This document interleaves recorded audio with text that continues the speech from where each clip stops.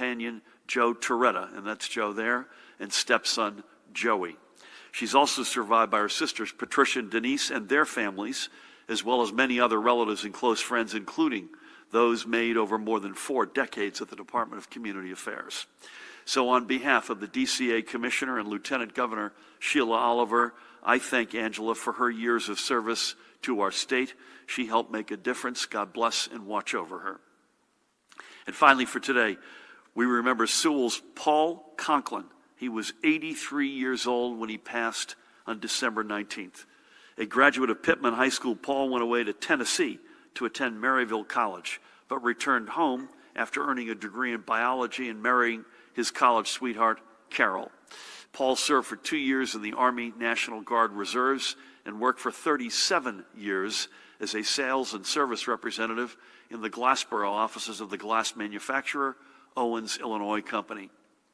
Sadly, in 1982, Paul lost Carol to breast cancer. She was only 55 years old. But soon thereafter, he met a widow named Audine, and together they both found love again. Marrying in 1993, they celebrated their 27th anniversary just 2 months ago. He was an active member of the Glassboro United Methodist Church, where he was an usher and served as the church's financial secretary for over 20 years. Paul took on a number of hobbies in his retirement, including learning to become both an accomplished chair caner and nature photographer, both pursuits that required patience. He also spent countless hours in his garden growing flowers and trying to find new ways to grow the biggest and best Jersey tomatoes. Paul leaves behind Audine, and keep her in your prayers. She was also COVID positive, but I'm told she's doing okay. And his children, Kathy, with whom I had the great honor of speaking, and Stephen, and their spouses, his grandsons Connor and Ian, his brothers Jim and David, and numerous nieces, nephews, and friends. I mentioned I spoke to his daughter Kathy. You ready for this, guys? Kathy coordinates the sign language interpreters for our daily press conferences. And she said it has been quite the roller coaster responsibility. So I want to salute those folks who do such a good job every day, and Kathy for coordinating.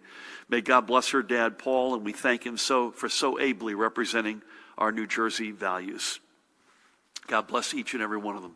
Switching gears to another of our regular acknowledgments, the businesses and organizations who have teamed up with the New Jersey Economic Development Authority to receive grants and other funding necessary to make it through these past months and remain on a solid foundation for the future. And today we recognize Princeton Junction's Westrick Music Academy, led by Executive Director Hillary Butler, that's Hillary on the upper left, and Artistic Director Dr. Linnell Joy Jenkins on the upper right. Westrick Music Academy, which is quite renowned, has been providing a supportive, inclusive, and joyous environment where children can focus on a love of music for over 30 years, since its founding as the Princeton Girl Choir. Over the years, Westrick has become one of Central Jersey's premier performance and training choirs for girls and boys, and serves upwards of 400 students through Princeton Girl Choir and Princeton Boy Choir, along with other music education classes. Westrick Music Academy worked with the EDA and the New Jersey State Council on the Arts to secure grants that have helped them keep their teaching artists and staff employed, provide technology and facilities to keep their young musicians safely engaged and learning, and to continue providing needs-based scholarships for their students.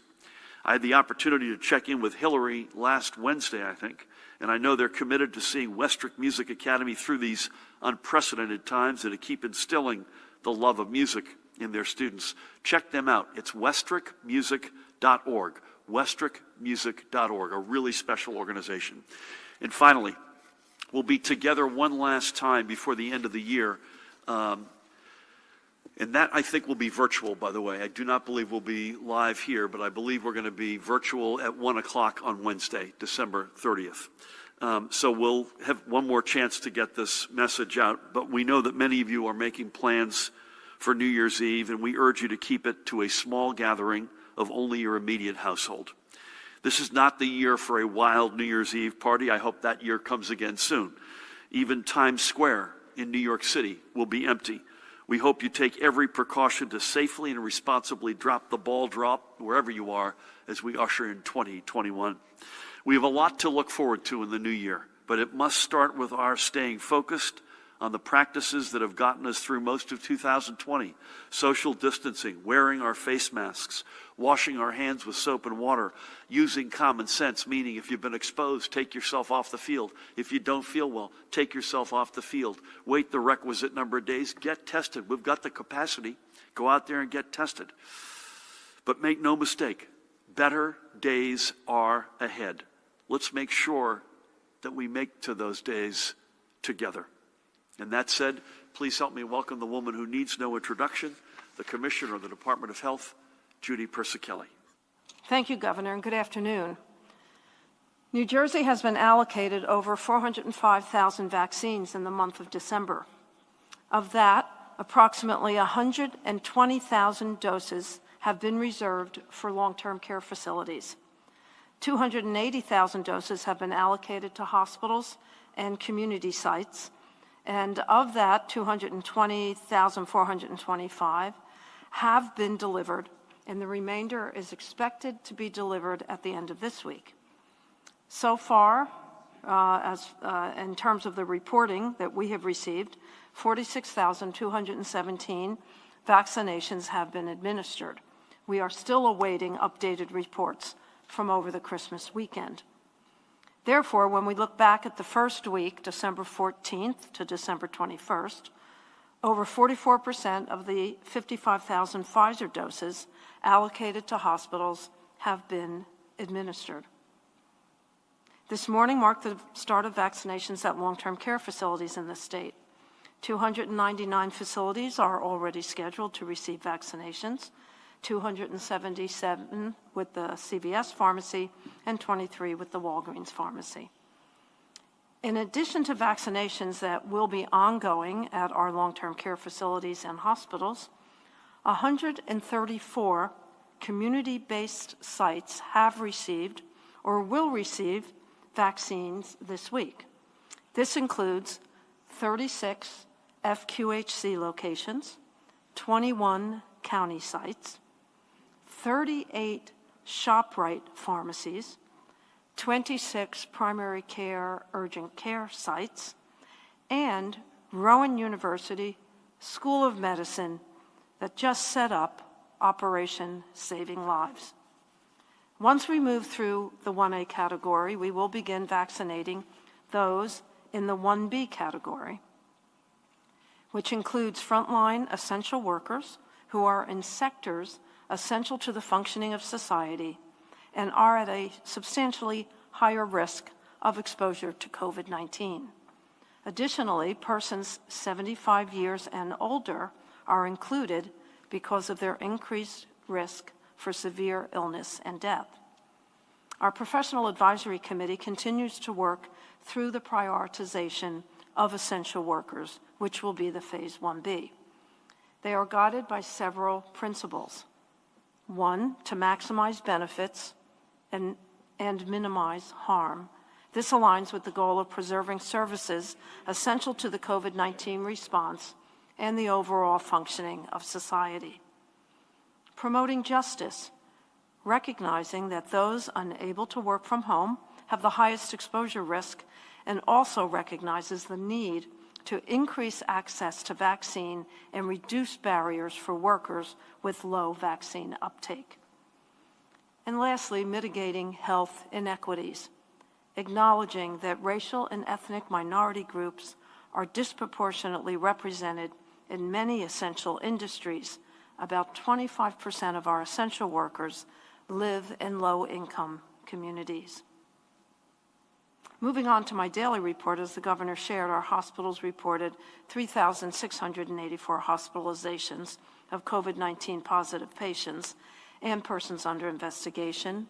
715 of those individuals are in critical care, and 70% of those individuals are on ventilators. No hospitals reported divert status last evening.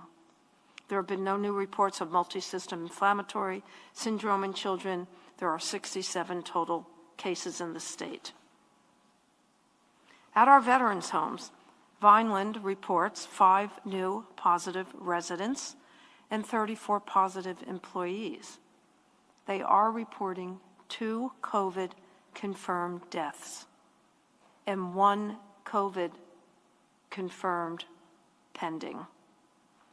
Menlo Park reports 3 new staff and 1 resident, and Paramus reports no new cases.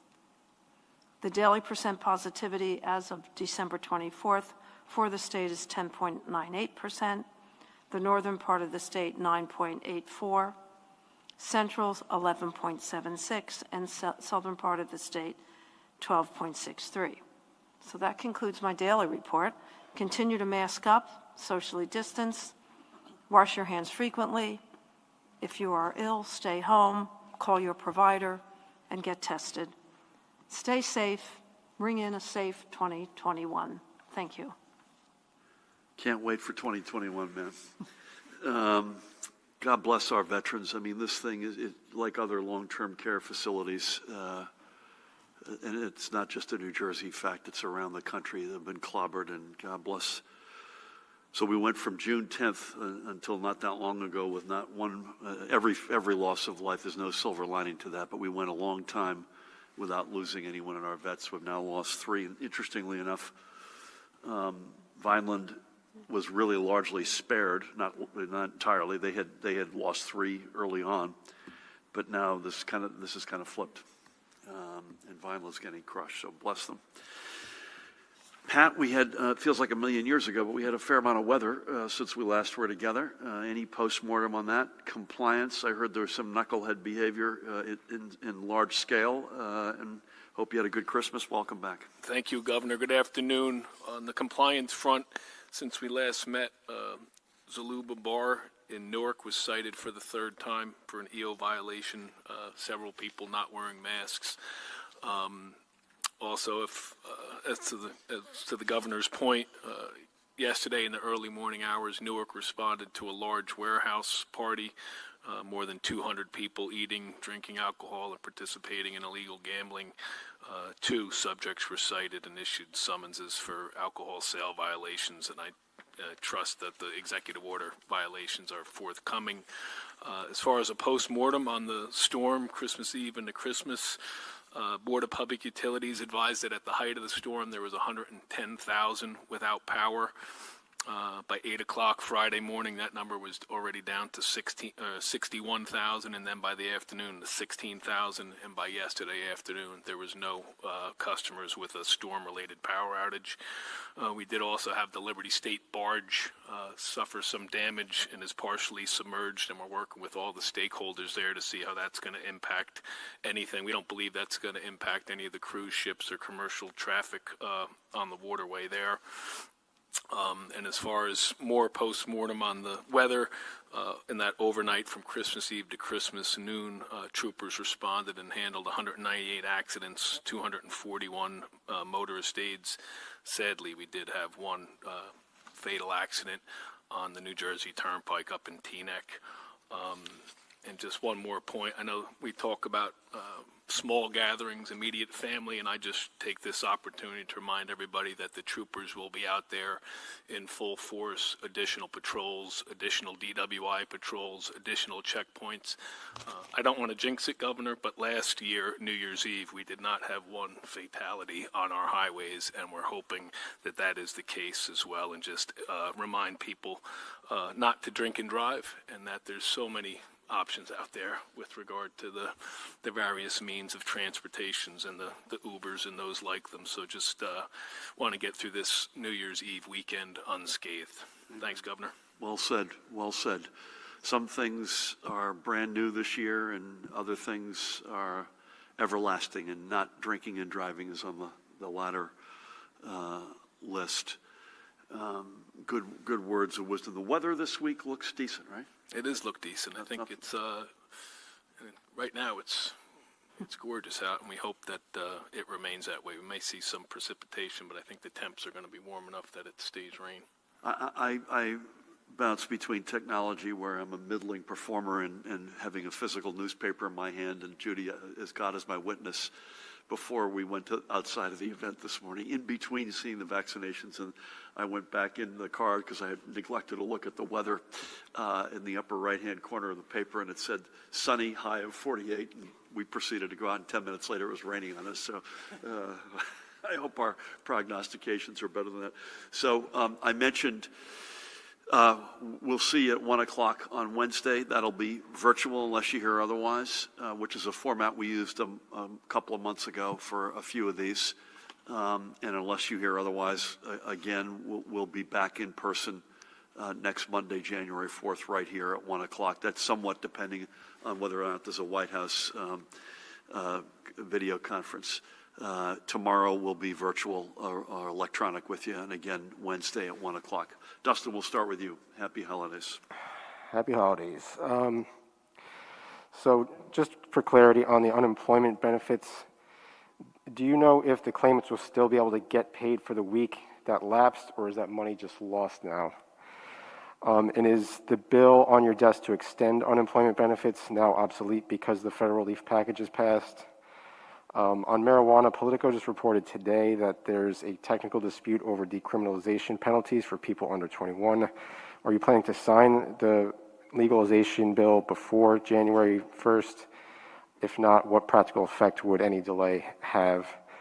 And then from Brian Thompson at NBC, there seems to be confusion over what Englewood Health is doing with the COVID vaccine.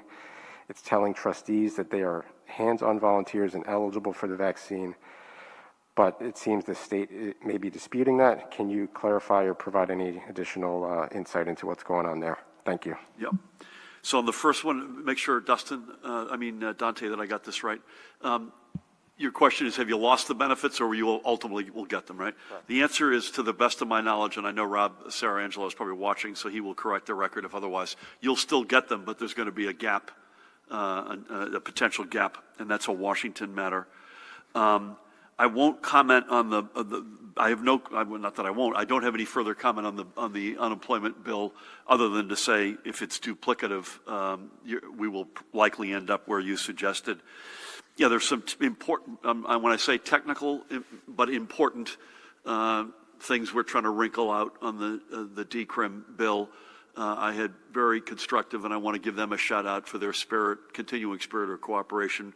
Good conversations with the Senate President and the Speaker, and their teams and ours are trying to iron through those as efficiently as we can. Brian asked me this morning. I had not heard this.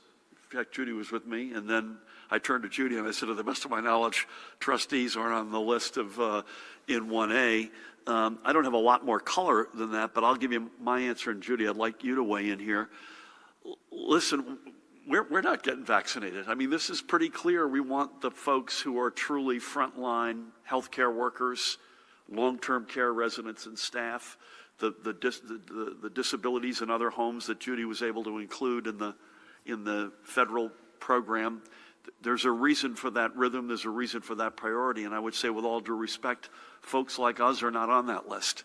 And that's going to include folks as good-hearted as they might be, trustees and people like that. But Judy, any more color you want to add? There has been confusion on the definition of 1A with the inclusion of paid and unpaid healthcare personnel. It's paid and unpaid healthcare personnel who serving in healthcare settings, who have the potential for direct or indirect exposure to infectious material. So, for example, trustees are not working in a healthcare setting. They come in for meetings. They don't have either direct or indirect exposure to infectious materials. So there's been some valid confusion because of unpaid. I've been asked, well, who's an unpaid worker? Well, a volunteer is an unpaid worker. Also, an attending physician who is in private practice that comes in to see their patients is not paid by the hospital. It's an unpaid healthcare worker. Yep. So the confusion is real. People have good intentions, but it's the exposure, the risk of exposure, which separates out a lot of people. Judy, it's possible a medical doctor who's on the front lines in the hospital who happens to be on the board is someone who would be in the 1A, right? Yeah, so, absolutely.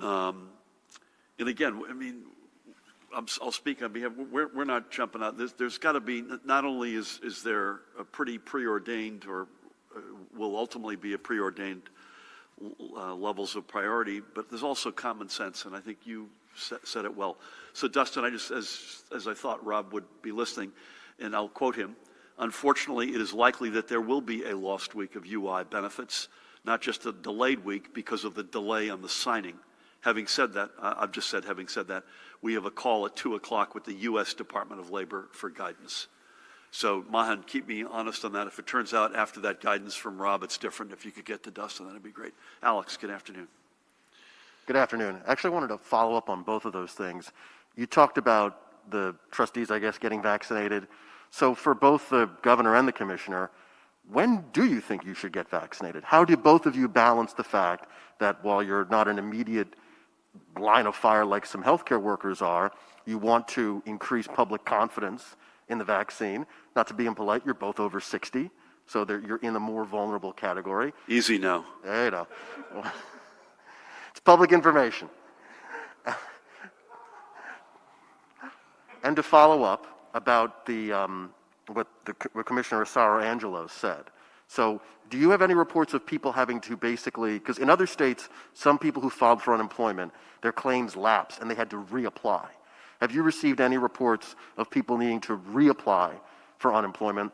And I guess for the governor, I'll ask again about the report of your administration directing potential discipline for workers at veterans' homes early in the pandemic for wearing masks. You've said before that it was an effort to keep PPE stocks up.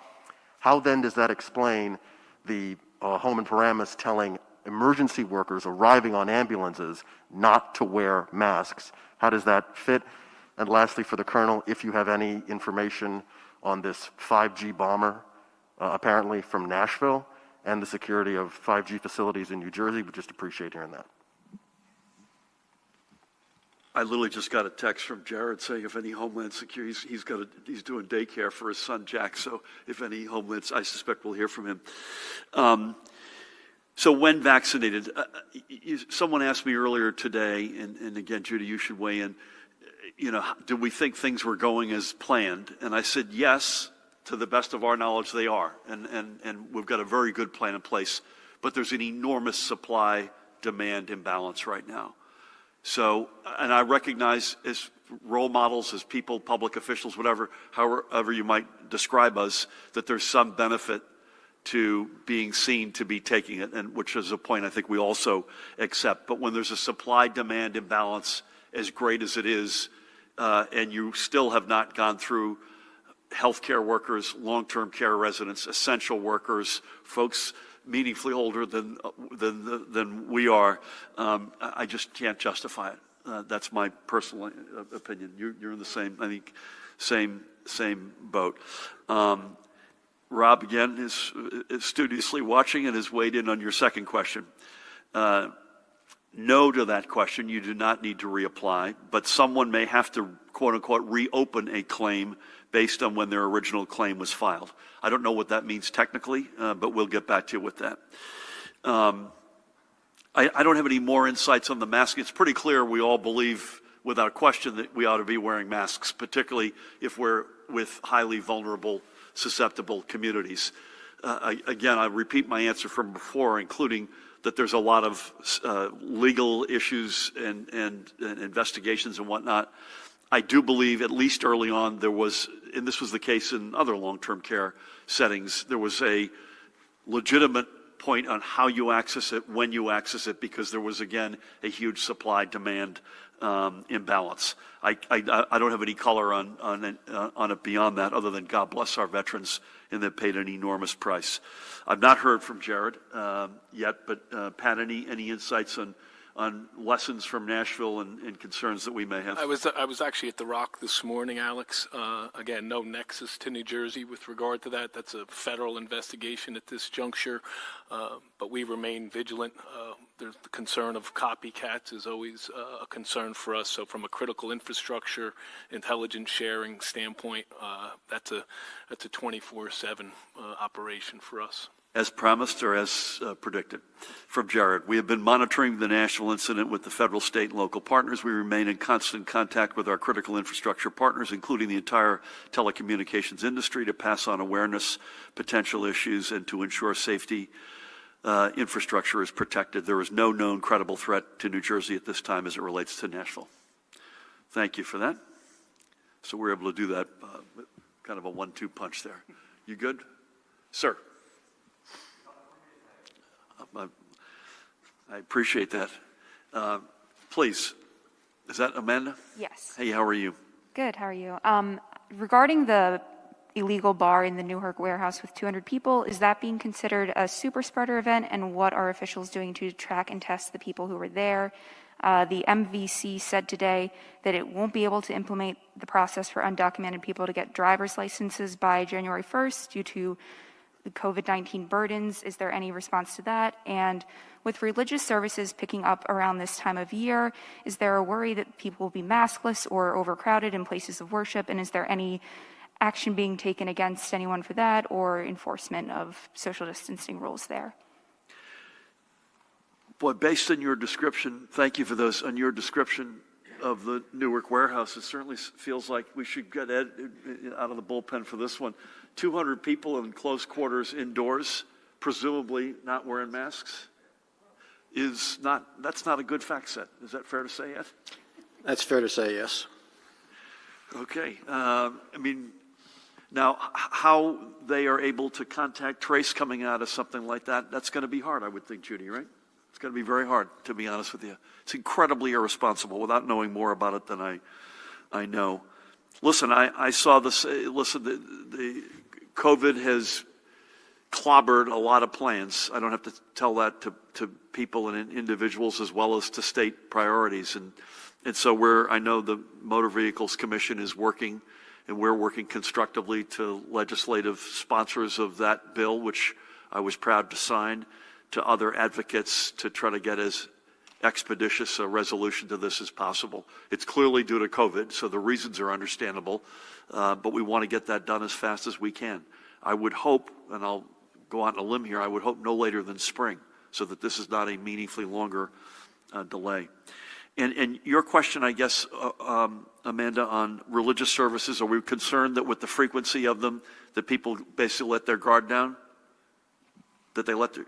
Yeah, there's some social media reports that people and some have been maskless, very crowded. That's not good. I mean, I don't know how else to say it. That's unacceptable.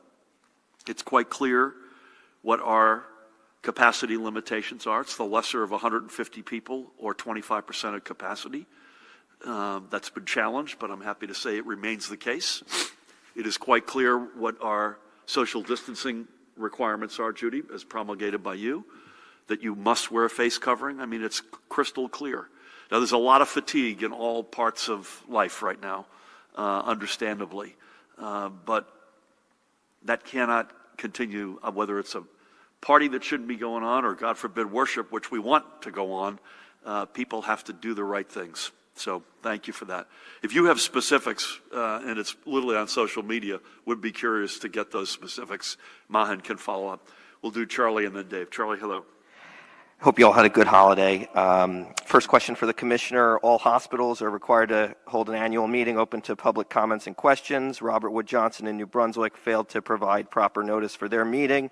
The year's almost over and they have not scheduled a public meeting to make up for it. Will you require Robert Wood Johnson Hospital to hold a properly noticed annual meeting? Governor, why did you appoint Gary Taffet to the Redistricting Commission? Were you aware of the AG currently investigating his company?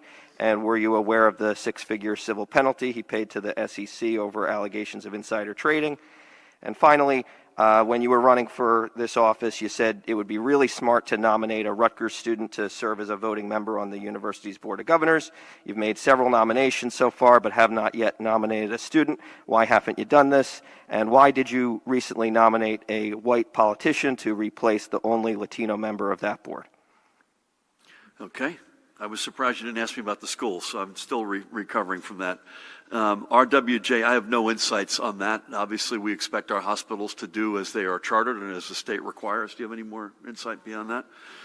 I've known Gary for 20 years, I have to say, and he's a good man and a good friend. And I'll leave it at that. I think he and the rest of the appointees will do an outstanding job. I still like that idea on Rutgers. I still like the notion of a student being involved. My wife is a former member of the Board of Visitors at the University of Virginia, and they have that as a standing reality. I think I mentioned that as well in the same sort of set of quotes that you referenced. I continue to like that idea. I also want to see a public bank take place. We've gotten our batting averages in the high 990s, but we're not at 1,000, and I'd still have that on the list. That's all I got. Thank you. I'm good. Thank you. So with that, we're good. Oh, Dave, we need Dave. I forgot about Dave. We normally go right to left here. Well, thank you, Governor. First question, any update or what specific information do we have with regard to the new strain of COVID that was first found in the UK? I know we have one airline that's coming into Newark Liberty that has requirements about testing and so forth, but what good is it if it's only one airline? Maybe the health folks could talk about the fact that we do have some concern from people contacting us about, do we know that the vaccines that we have work against this new strain? Is there any indication they would not work? Governor, with regard to the rollout of the vaccines and the significance of starting long-term care, you had also mentioned that the mega sites will soon begin around the state. Could you refresh our memory about how that's going to work, where they'll be, and who goes to the mega sites? How do people find out when they're able to get vaccinated and so forth? And final question, you signed an executive order almost a month ago pausing indoor hockey and other indoor youth and adult practices and competitions. My understanding is this is due to expire on Saturday. Will the pause be lifted? What's your sense about how much these activities really pose a threat to us? Is it possible you're going to continue the pause on hockey but lift it for other activities? Because I know there was some question about whether especially the hockey parents and some coaches were following the directives. Thank you. Thank you. I'll start with the third one. We know that the deadline on indoor sports is on Saturday, and we will likely have guidance when we're back together at latest, I would think, on Wednesday, even though it's virtual. I think the bias is going to continue to be, and with Paramel here, he'll either back me up or correct the record, that you can't distinguish one indoor sport from another.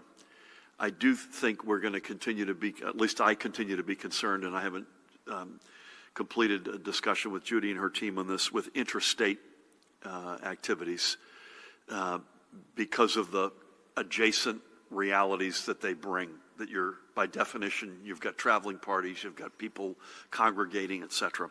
But we know we owe an answer on that. The mega sites, Judy, I want to make sure I say this in a way that's precise, will be up and running when they're up and running, as I said, I think by early to mid-January.